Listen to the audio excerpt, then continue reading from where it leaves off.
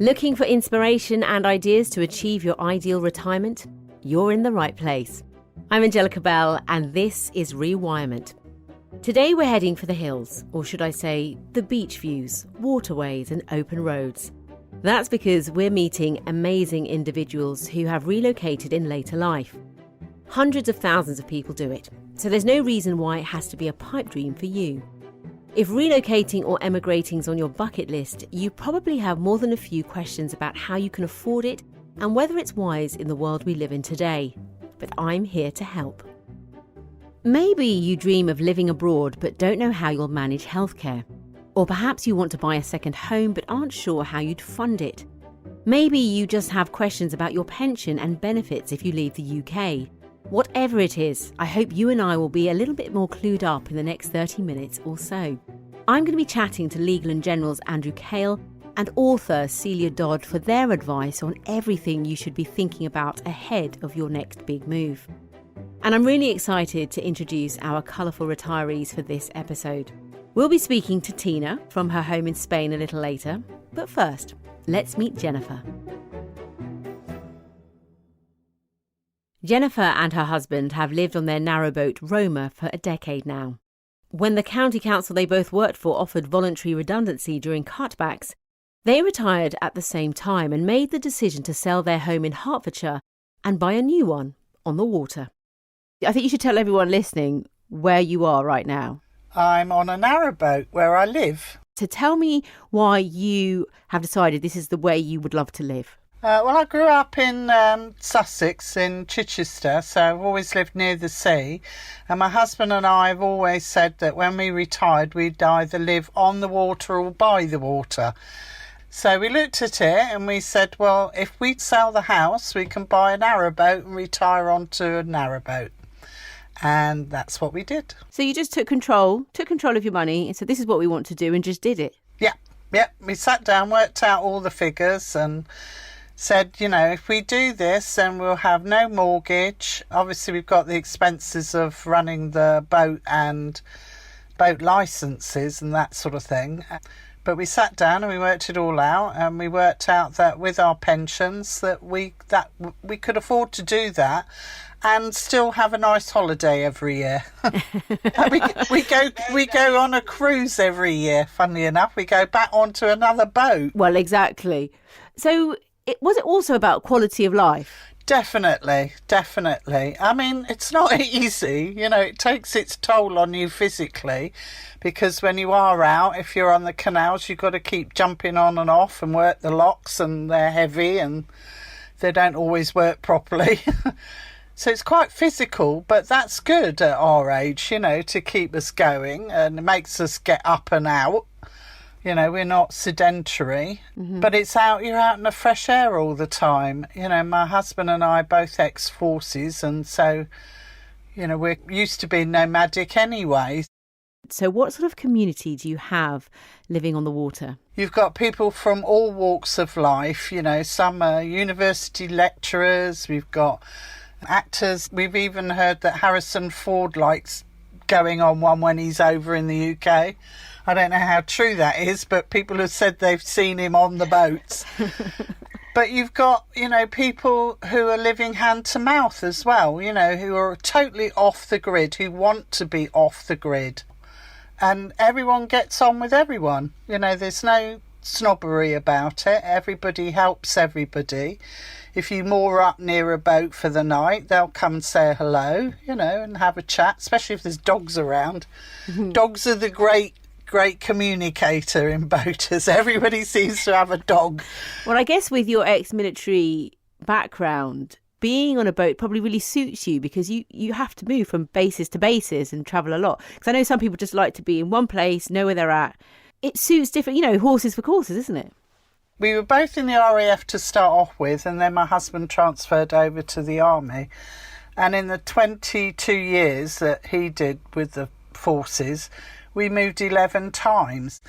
In the end, if you stayed anywhere more than 2 years, I started getting itchy feet. Now, you've alluded to being quite financially savvy, Jennifer. But tell me about the moment you retired. What happened and what decisions did you make? So we looked at what finances we had, because they'd said they'd give us access to our pension as it stood at that time. So we looked at that and we thought, okay, once we've sold the house and how much a boat would cost or how much it would cost to run the boat. And we said, yeah, that'll work. We've got our military pensions as well. So that worked quite nicely. You're always on top of your money and your budgeting stuff as you go along. I haven't always been. There are times when we've almost been hand to mouth in the old days when we were young and had young kids. And my husband was diagnosed with cancer. So he was out of work for a few years.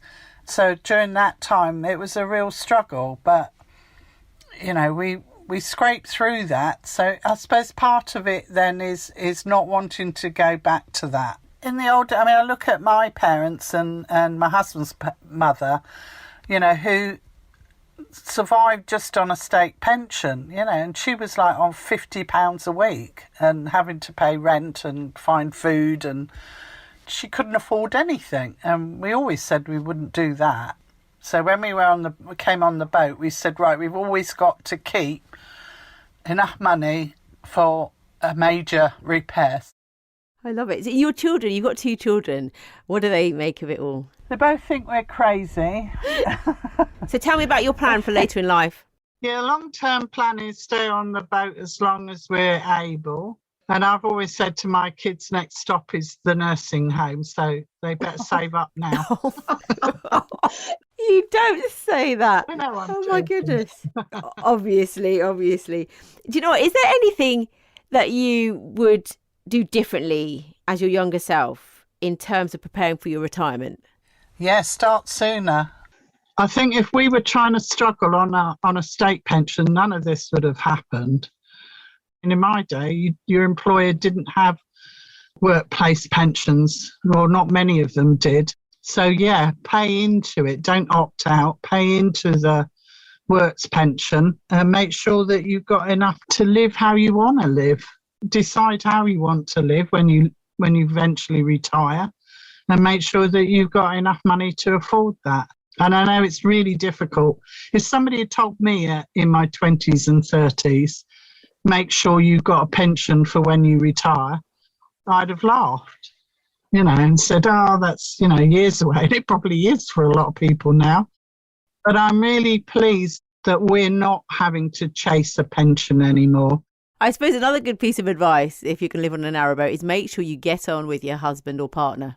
Or have somewhere you can go where you can scream and then come back. Jenny says the only downside to life on the water is not having as much storage space as you do in a house. A small price to pay for the idyll of living on the water if you're a keen boater, though. I love how she and her husband still make sure they can take a holiday away. They have a cruise booked for the Caribbean later this year. Next up, we meet Tina. Now, Tina started planning her retirement in Spain many years before finishing work at 55.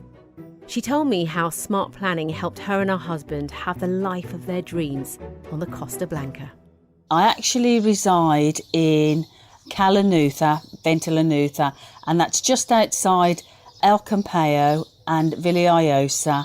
And for all you happy Benidormers, it's about 20 minutes away from there. I've actually been in Spain for over 20 years. And whilst I was working, I bought properties for investments for my old age. It was a struggle at first, but I'm reaping the benefits now. I'm in the process of selling some of my assets to actually fund my lifestyle as I go into older age. I did retire at 55 with the intention of building a pension pot up so I don't have to rely on state pension. And I think if people are going to come to Spain, they need to plan for that. Tina's move wasn't an impulsive one. When she retired at 55, she had already been planning her Spanish emigration for 20 years. I started this process in my 30s, early 30s. I bought this little 2-bedroom house, which is just 5 minutes from the beach. We then sought to buy a bigger property for our retirement, keeping this, of course, and our idea was to rent it out, which we did whilst we were working, because even if you're working, you've still got bills at home to pay, and you've still got to pay bills here regardless of whether you're here or whether you're not. So we had a small income from here which ticked this over, and then we bought a villa. We've got fabulous views, but we had 59 steps up to the front door, which is quite large. But when you're young, that 59 steps is really not a lot. But as you're ageing, 59 steps is like a mountain to climb just to get to your own door. So that's not really suitable for us anymore. So we have to sell that, really. By starting early on her investments and working consistently, Tina and her husband were able to secure the lifestyle they have now. By getting clear on what she wanted for later life, Tina was able to make short-term decisions that have paid off long-term. So what advice does she have for others who might want to move to Spain? You know, if you're going to buy a villa, just be very careful in what you're buying. Look out, make sure that there's heating, number one, because there's always something that's going to go wrong with the villa. It's always cold in winter, fairly hot in summer, so you need aircon, hot and cold. And you really need to look around to see in your location if there are any services such as shops, restaurants and bars, because that's important as you get older, because you need to walk to these and you don't need to constantly drive. The language barrier is a big problem. For simple things like sorting out an electricity problem, it's a big problem because you don't speak the language properly. Shopping's not too bad, but if you go into a market, that can be a problem because nobody's going to speak your language. And as you get older, and because you're working and you're concentrating on other things, you don't always have time to learn the language because you've got to put a lot of effort into that. I would recommend anybody who's coming to Spain to really think very, very seriously about learning the language. There's a strong expat community where Tina lives. She says being able to get along and enjoy meeting like-minded people is important when you're starting over somewhere new. You do tend to meet like-minded people. I mean, round here, everybody knows everybody because it's a very, very small urbanisation. I mean, it's only about 62 properties and it's divided into two halves. So on this little half here, where I've got a property, there's only about 40 houses, and there's a lot of different nationalities round here. Some people have got a different attitude towards life, and their cultures are quite different to yours, so you have to be a bit lenient in that way. Tina loves to walk her French bulldog puppy Gizmo locally, but that's not something she feels comfortable to do on an evening in the UK. Well, if I was in England, I certainly wouldn't take my dog out on my own, and I tend to, when I'm in the UK, not go out after 7 o'clock. I'm in the house because I don't feel comfortable. I'm here on my own at the moment, and there's a bar up the road. I go there quite frequently. I take the dog, of course, because you've got to take someone live with you, so you don't feel like Billy No Mate. I've got no problem with going into a bar, having a glass of wine. I don't care. They just give you a half a beer. They don't bother you, and whatever. And there might be a few holiday makers there, a few English people. And then they start talking to you, so, because everybody's happy. They're all on holiday. But Tina says understanding the different expenses is crucial to planning for your retirement abroad. She's 59 years old, so has a little way to go before she can claim her state pension. And the rules for healthcare are different in Spain. If you're under 65, you have to pay for your own healthcare. If you're going to stay here for any length of time and become a resident, the cost of healthcare here is not cheap, and people think it's going to be a bit like the UK. You arrive and whatever, after a couple of months you'll integrate and you can access their health service. Well, it's not here. You can't. You have to pay before they'll actually do anything for you, or you have to show you've got means to pay for the treatment. So for somebody like me now, healthcare, I'm under 60. And this year I've paid €1,200 for the healthcare, which is not a lot, you might think. But it's unlikely that I will actually access any healthcare here, simply because at the moment I'm in very good health. I do think that the cost of living is more expensive here than it is in the UK. I mean, an average shop here would be for one person, or no, two people, about €90. Well, lamb is very, very expensive. You know, you can pick up a piece of lamb in the UK for £7. Over here, that's going to be about £20 to £27. Fish is very expensive here. The general cost of living is very expensive here. Soft furnishings, my God. Even now I bring over curtains and cushions and things like that because they're 3 times as much over here. I'm just going to put the thing in because it's raining, believe it or not. People come to Spain and retire to Spain thinking they're going to get sunshine 365 days a year. One more thing Tina highlighted was the importance of mentally preparing to live some distance away from family and old friends. When you do come out here to live, everybody wants to come, everybody. But after a couple of times, they've had that, they've done that, they don't want the holiday anymore. And I think families do drift. My advice would be to anybody who's thinking of doing what I'm doing is do your research. Don't always settle for the first place you see and always look to the future. Because if you're 30 or 40 or even 50, you could be very healthy and there are things that won't faze you. But then add another 20 years onto that and then put yourself in that position and then look back. If you can, if it's possible, get an understanding of how that particular country works, because each country have their own cultures and the way they operate things, like things like electricity, water, they all work differently. Think very, very carefully where you're buying and how long you want to stay there. And also think about how you want to leave that asset to your family or whoever, because they will pay inheritance tax on that, and that's really a massive chunk of your hard-earned money. It's fabulous to hear how Tina and Jennifer took the leap and fulfilled their dreams in retirement. I hope that's inspired you. Some really wise words from Tina about thinking about how that transition impacts your relationships with family and friends back home. It sounds like having a great community and building friendships in your new place is a really important part of relocating later in life, wherever you choose to go. Now, Tina and Jennifer have raised some important questions that they've both had to navigate. From deciding to sell the family home, to looking at how healthcare and state benefits work when you're abroad, there's a big practical side to work out for such a move. To help us find some answers, I'm joined by Legal & General's Andrew Cale, CEO of Legal & General's Retail Retirement, and author Celia Dodd. Thank you so much for joining me. Celia, you've written a book called Not Fade Away about how to make the most of retirement. What inspired you to write this book?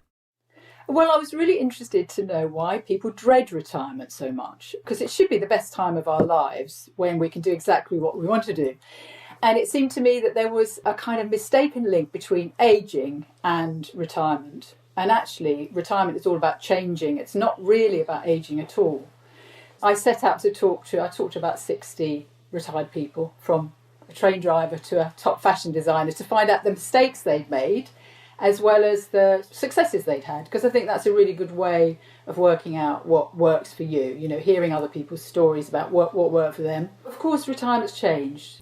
It's changing all the time, as you don't have to retire. People now are doing all kinds of different things. They're not retiring, they're doing part-time work. So there's a huge amount of choice, and I think people can feel a bit bewildered by the choice. So I wanted to sort of guide them to make really good decisions, to make the best of what could be a fabulous time of life. Well, you highlighted something that I've been talking about with my friends a lot since they've heard I've been doing this podcast. They were like, retirement, it's one of those words which has this stigma attached to it, and something that you will be, years down the line. And it's made them think about it and assess what they want to do and who they want to be. And I think one of the things you want to do is to allow people to think about new possibilities for themselves at whatever stage of their life. Absolutely. Life is full of possibilities. But as I say, I think people can think of retirement as quite a passive phase. It's pipe and slippers. in fact, you've got to be more proactive than perhaps you ever were at work. You've really got to, seize the hour and kind of look at or investigate all the possibilities and maybe make mistakes. See mistakes as experiments and a way of working out what you want to do next. But yeah, I do really want to allow people to see all the wonderful possibilities there are out there. Well, Angie, I want to bring you in now because thousands of people choose to have a long-term change of scenery when they reach their freedom years. So what sort of locations do people head for most? Because it's not always sunshine and sand, is it? Yeah, so many people have a plan to relocate when they retire. And I think we've seen with COVID, that started to change it as well. People feeling that they want to move away from cities or be closer to families. So the reasons that people want to relocate, yes, they could be sort of by the sea or doing something different, but there's lots of other different reasons too. And actually, some research we've done recently at Legal & General shows that over 3 million people in the UK, 50 and over, are thinking now, as a consequence of COVID-19, of relocating in retirement. Oh, wow. We did some work last year looking at migration hotspots. Where were people going in the UK? The Southwest, Dorset, Shropshire and Wiltshire were the top ones. And interestingly, we were seeing some migration away from cities. So large cities like London, Birmingham and Bristol, people were moving out to quieter pastures. I think with COVID and the ability to operate remotely, that trend will likely continue. Cecilia, what do you find as being the most common challenges people face when relocating? Well, I think finding new friends and new social networks, which kind of go hand in hand, and finding new stuff to do, which is a problem when you retire, wherever you are, but establishing yourself in a new place. And I think the biggest challenge is that transition. So the first couple of years when you've sort of left behind things and you're probably still missing things, but you haven't yet sort of found all the new stuff. I think a lot of people find the actual move is quite a good bridge between the old life and the new. The whole kind of, it's a project in itself, if you like, making the house nice, the garden, that can work really well. Again, it's essential to be proactive and maybe do your research before you go. Now, one thing that comes up a lot is that there's this uncertainty of financial needs when people do want to make a big change in their life. What sort of things should we budget for if we're moving somewhere new in retirement, Andrew? Well, I think it's retirement more generally. I mean, you have to plan this really carefully. I think if you start to relocate, there's some really obvious things you need to think about. I mean, the cost of living of where you're going to be and the type of retirement you're going to have. So what are you planning to spend your money on? We heard Tina talk about how they need to think about steps, and that if this is a property or a location you're going to be in later life, the way you'll use that property in later life could be quite different. And so some really practical things like the accessibility, the location, the convenience of the where you choose to relocate to is really important. And another really obvious point, but you shouldn't overlook it, accessibility to utilities, including healthcare. And then the final one I would say is, where do you want to travel to and family? If you haven't moved to somewhere remote because that's your idyllic location, who are those loved ones you're going to want to get back and see? And of course, making sure you budget for those travel costs if that's going to be something that's important to you.